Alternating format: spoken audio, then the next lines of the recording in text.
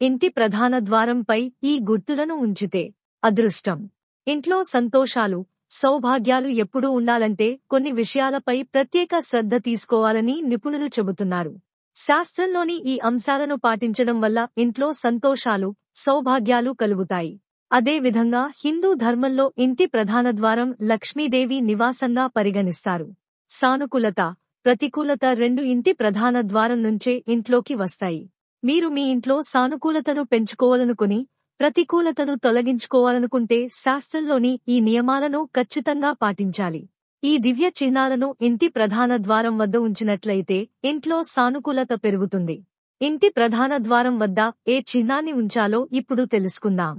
ముఖ్యంగా చెప్పాలంటే ఇంటి ప్రధాన ద్వారం వద్ద ఉంచదగిన అద్భుతమైన చిహ్నం శుభలాభ. మీ ఇంటి ప్రధాన ద్వారం మీద ఈ గుర్తును ఉంచాలి. ఈ గుర్తు మీ ఇంటి నుంచి ప్రతికూలతను దూరం చేస్తుంది. ఇంకా చెప్పాలంటే కనుదృష్టి గణపతి చిహ్నం చాలా పవిత్రమైనదిగా పరిగణిస్తారు. ఇంటి ప్రధాన ద్వారం వద్ద గణపతి చిహ్నం ఉండడం కూడా మంచిదే అని పండితులు చెబుతున్నారు. ఇంకా చెప్పాలంటే మీ ఇంటి ప్రధాన ద్వారం వద్ద ఓం చిహ్నాన్ని ఉంచాలి. ఇంటి ప్రధాన ద్వారం వద్ద ఈ రాశిని ఉంచడం వల్ల ఇంటిలోకి శాంతి, సంతోషాలు వస్తాయి. ముఖ్యంగా చెప్పాలంటే ఇంటి ప్రధాన ద్వారం వద్ద లక్ష్మీదేవి గణేశునికి ప్రియమైన ఓం, స్వస్తిక్, త్రిశూలం చిహ్నాన్ని ఉంచడం ఎంతో మంచిది.